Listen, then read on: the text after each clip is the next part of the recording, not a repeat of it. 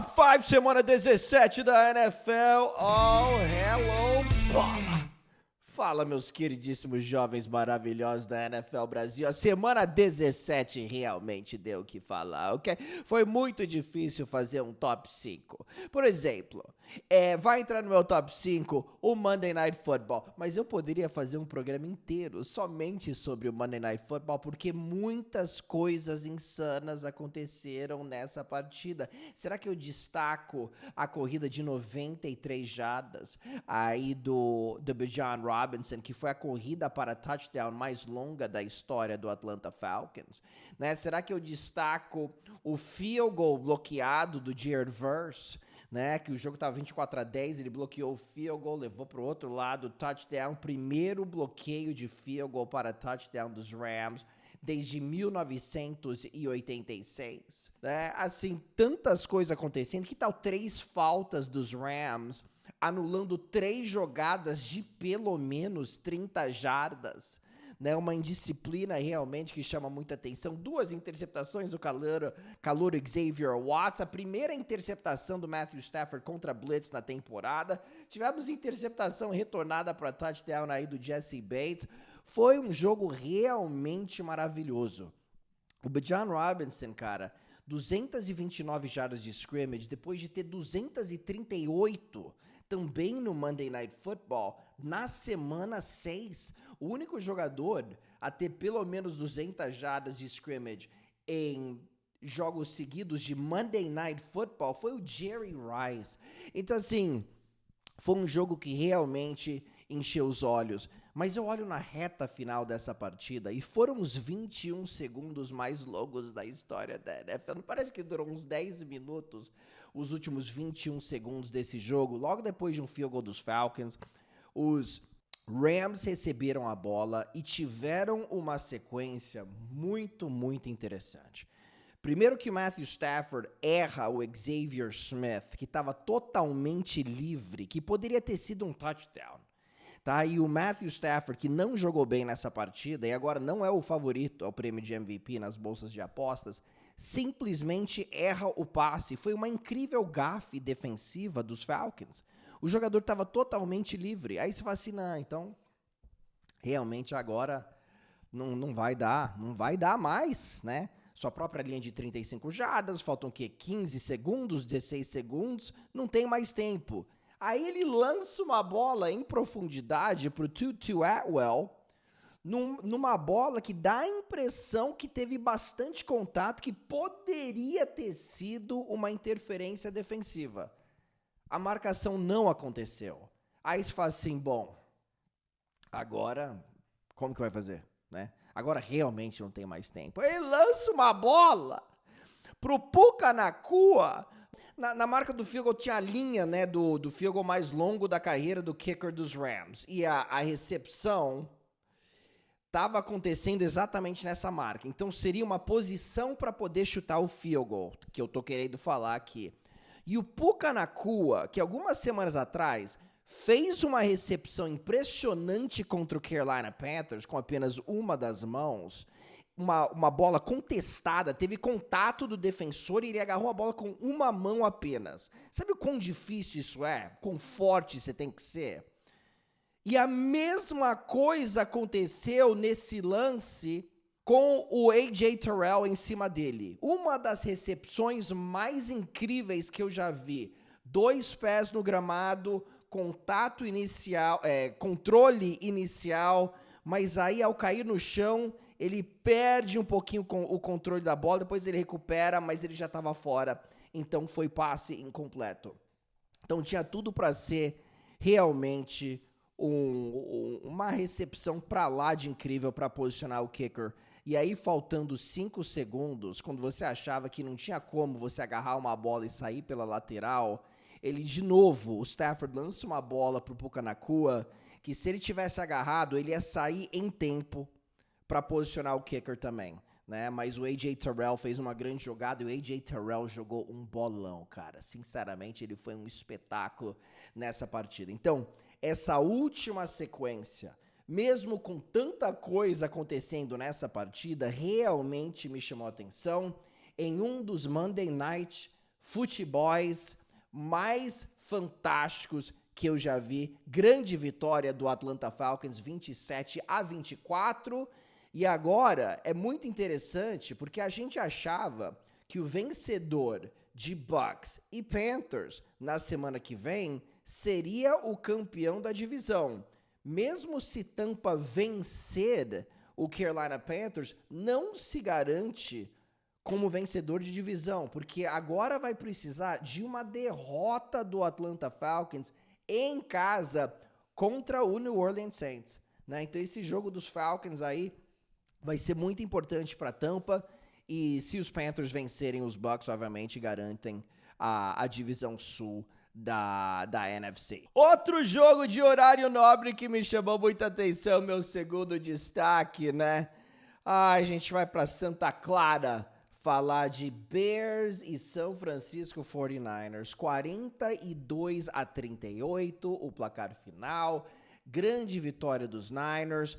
O Thomas Morstead finalmente foi pro punt. Acho que foram 2 punts. Os primeiros dele desde novembro. Uma coisa realmente impressionante. Esse ataque do São Francisco 49ers tá realmente incrível. Mas o que me chamou a atenção realmente foi essa batalha de quarterbacks. Caleb Williams chegou, fãs. Caleb Williams chegou.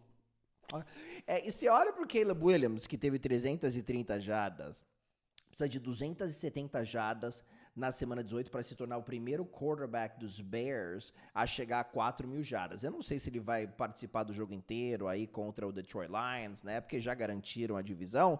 Mas assim, se você perder o jogo, você pode descer para a terceira posição aí na classificação, né? Nesse momento eles são cabeça de chave número 2. Mas eu vi alguns lançamentos maravilhosos do Caleb Williams. Tá, eu vi um passe lá pro Colston Loveland, que eu falei, o que é isso? É Caleb Williams ou é Damarido? 36 jardas pro touchdown aí no segundo período. E os Bears acharam o seu QB. Que coisa linda, né? Para uma franquia que tá buscando um quarterback há 1000 anos, basicamente. Né? Inacreditável. Mas foi um jogaço. O Brock Purdy teve 5 touchdowns. Primeiro quarterback da história dos 49ers a ter jogos consecutivos com 5 touchdowns totais, né? Ele teve 3 touchdowns aéreos e 2 terrestres. Então, essa batalha foi impressionante. Ele também teve um touchdown que passe pro Kyle Juszczyk, ele dribla todo mundo, sai do pocket. Foi um futebol americano ofensivo realmente de encher os olhos. E os Niners estão com uma média de 36 pontos por jogo desde que o Purdy voltou de lesão. 6 vitórias consecutivas. Christian McCaffrey também correu para 140 jardas. Então, o futebol americano ofensivo foi realmente impressionante. 2 jogos seguidos para São Francisco com pelo menos 40 pontos. É a primeira vez que isso acontece desde 1995, quando eles foram para Miami e dominaram Dan Marino e companhia. Aquele jogo foi uma piada, eu lembro com muito carinho.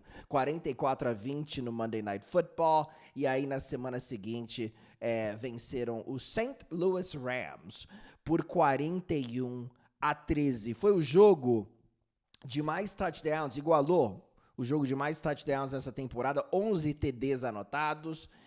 Chicago e Cincinnati também tiveram um jogo de 11 touchdowns nessa temporada. Chicago venceu aquela partida em Cincinnati. Mas com tudo isso, com esses quarterbacks chamando atenção, esse duelo, que foi a coisa que mais me chamou a atenção, esses 2 quarterbacks estão jogando em altíssimo nível, eu estou muito ansioso para vê-los na pós-temporada. Para mim, existe uma grande preocupação com as 2 equipes, com a defesa dos 2 times. Né, porque os Niners não jogaram bem defensivamente na semana passada e, de novo, não jogaram bem. Aí eu pergunto, é possível você vencer na pós-temporada sem uma boa defesa? Com uma defesa cedendo tanto como essa do São Francisco? E a resposta é, eu acho que não. Então, vamos ver se os Niners melhoram aqui defensivamente. Eu entendo que tem algumas lesões aí e tudo mais, mas é a realidade dos 49ers esse ano. E para a equipe de Chicago também a mesma coisa. Tem tido seus altos e baixos contra o jogo terrestre e realmente o time foi dominado nas trincheiras. George Kittle não jogou, Trent Williams saiu no início da partida E os 49ers correram muito bem com a bola, com o Christian McCaffrey realmente detonando. Então, eu estou muito curioso para ver como que essas duas equipes se portam na pós-temporada. Mas o jogo aqui de domingo foi realmente eletrizante, lindo de ver. O meu terceiro destaque foi para um jogo que não encheu tantos olhos, né? O Buffalo Bills e o Philadelphia Eagles. E eu queria destacar, o que mais me chamou aqui a atenção foram os erros, os vacilos do Buffalo Bills nessa partida. Sim, você tem o Josh Allen no quarto período, está perdendo por 13-0 e você tem a chance ainda da vitória, né? Tá perdendo, faltando 5:30, você estava perdendo por 13-0 e o Josh Allen, a gente sabe que ele brilha no quarto período e os Bills acabaram perdendo por 13-12, quase que venceram a partida. Mas você tem um extra point errado, você tem uma conversão de 2 pontos que não funciona na reta final com o Khalil Shakir totalmente livre na end zone. Raramente a gente vê o Josh Allen errando um passe desses. A gente tem uma situação de terceira descida no território dos Eagles em que o Josh Allen perde 20 jardas e tira o seu time da zona de field goal. Tem uma quarta descida na linha de 2 jardas que eles arriscam e não conseguem. E aí tem também um fumble do Josh Allen na linha de 20 de Filadélfia, que a bola acaba indo 35 jardas para trás, é recuperada pelos Eagles e logo na sequência os Eagles anotam um touchdown. Então é raro a gente ver o Buffalo Bills cometendo tantos e tantos erros num jogo em casa. E é muito raro a gente ver o Buffalo Bills não anotando pontos nos primeiros 55 minutos de um jogo em casa. E aí que eu tiro o chapéu para a equipe dos Eagles, que venceu mesmo com seu quarterback não completando um passe no segundo tempo. Tantas coisas estranhas acontecendo nessa última rodada, uma coisa impressionante. Ele não completou um passe no segundo tempo, 0 de 7 o Jalen Hurts. O time teve 17 jardas. O Buffalo Bills permitiu apenas 190 jardas nessa partida, né? E mesmo assim, o Philadelphia Eagles conseguiu a vitória, né? Então, uma coisa muito, muito estranha. Eu falo dos Eagles, da defesa dos Eagles. Esse time de Filadélfia, eu não vejo nenhuma defesa jogando melhor que a dos Eagles nesse momento, tá? A do Houston Texans é excelente, a melhor da liga nessa temporada. A defesa de Denver, muito boa, mas não está mostrando mesmo aqui nas últimas semanas. E eu vejo uma defesa dos Eagles, que não jogou tão bem assim na primeira metade da temporada, evoluindo de uma tal forma que eu acho que Filadélfia, mesmo com seu ataque andando aos trancos e barrancos, vai ter uma chance legítima de ir para o Super Bowl de novo. Sim, eu acho que o ataque tem que ser mais consistente, sem sombra de dúvida, mas essa defesa tá voando. É um time, Buffalo, que tava com uma média acima de 30 pontos por jogo em casa. E os Bills, sim, quase venceram, quase que tivemos momentos milagrosos aí do Josh Allen, que teve 2 touchdowns, mas o Philadelphia aguentou firme e conseguiu a vitória. Agora, aquele erro do Allen na conversão de 2 pontos com o Khalil Shakir totalmente livre, meu Deus do céu. Que erro aí do jovem Allen, que a gente sabe que é um fantástico jogador. O meu quarto destaque vai para a ausência do DK Metcalf no jogo entre o Cleveland Browns e o Pittsburgh Steelers. E como pesou para Pittsburgh. DK está suspenso dos últimos 2 jogos da temporada. Então, não entrou em campo contra Cleveland, não vai entrar em campo contra o Baltimore.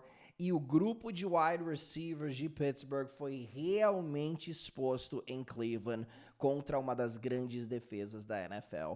Todos os wide receivers dos Steelers somaram 8 recepções e apenas 60 jardas nessa partida, né? O jogo inteiro estavam falando de Myles Garrett precisando de um sack para quebrar o recorde dos sacks. E o Pittsburgh Steelers, ele até falou, estava fazendo de tudo para ele não sacar o Aaron Rodgers. Aaron Rodgers se livrando rapidamente da bola, dava a impressão que ofensivamente, quando lançava a bola, o Pittsburgh Steelers estava nervoso. e muito extra mega preocupado aí com o Myles Garrett, e talvez isso tenha afetado as características ofensivas aí de Pittsburgh, que até teve alguns momentos bons, né, correndo com a bola, mas Aaron Rodgers, 3 de 13 em terceiras descidas e quartas descidas, completando 23% de seus passes nessa situação, é o segundo pior percentual do Aaron Rodgers nas descidas mais decisivas num jogo em sua carreira, né?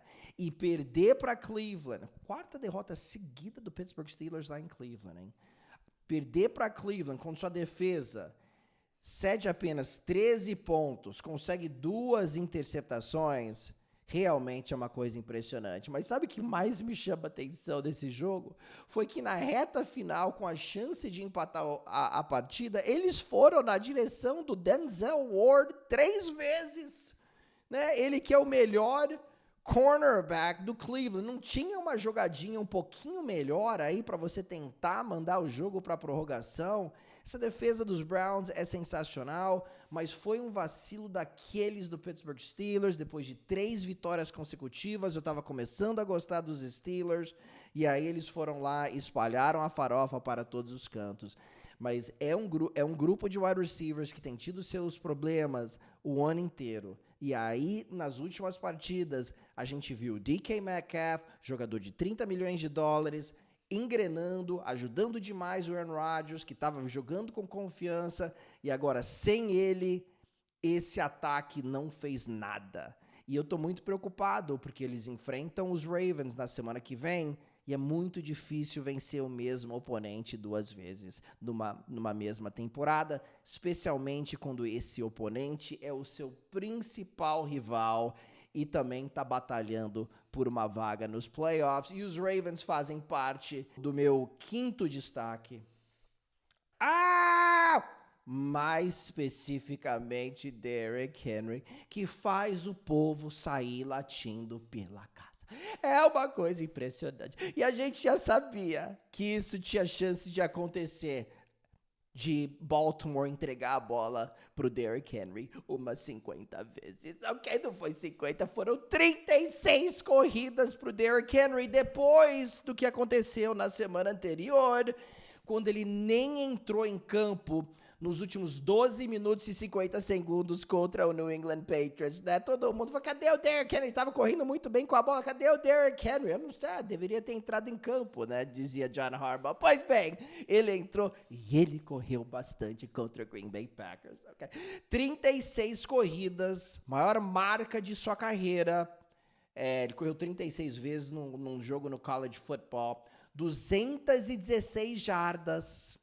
É o 7º jogo dele com pelo menos 200 jardas, número 1 da história da NFL, ok? 4 touchdowns. 216 jardas, a maior marca da história do Lambeau Field por um oponente. Os Ravens correram para 307 jardas, a maior marca desde 1978 de um oponente lá no Lambeau Field. Os Cowboys, naquele ano, tiveram um jogo de 313 jardas. E a performance do Henry, né, ofuscou um dos grandes jogos dos últimos tempos de um quarterback do Green Bay. Porque o Malik Willis, você viu o que o Malik Willis fez? Malik Willis, cara, eu acho que vai ser titular em breve na NFL, hein? 18 de 21, 288 jardas, soltando a bola em profundidade. Também correu 60 jardas, 2 touchdowns terrestres, 1 touchdown aéreo. Que performance! Mas foi a 3ª derrota seguida do Green Bay Packers, né? Mas eu fiquei impressionado com o Derrick Henry. E eu sabia que ele ia correr um pouquinho mais nessa partida, mas eu não esperava 36 tentativas. Foi a 3ª derrota seguida do Green Bay Packers. Defensivamente, sem o Micah Parsons, não é mais o mesmo time. Sinceramente, entrando como cabeça de chave, número 7 nos playoffs, eu não tenho muita confiança mais nos Packers. E o Baltimore Ravens tem vida nova depois da derrota dos Steelers contra o Cleveland Browns. E eu tô ansioso para ver o que acontece nessa semana 18. Vamos ver se o Lamar Jackson volta. Isso daí vai ser essencial aí para chances do Baltimore Ravens. Mas se o Derrick Henry também inventar de correr umas 40 vezes para umas 250 jardas contra o Pittsburgh Steelers, aí pode dar certo também. Ok, my dears? Rodada maravilhosa na NFL. E eu tô muito ansioso para a semana 18. Falamos em breve aqui. Deixa o like, deixa o comentário. E viva o futebol americano e uma excelente virada para todos vocês. Ok? Feliz ano novo, meus jovens. Um beijo do gordo. Tchau!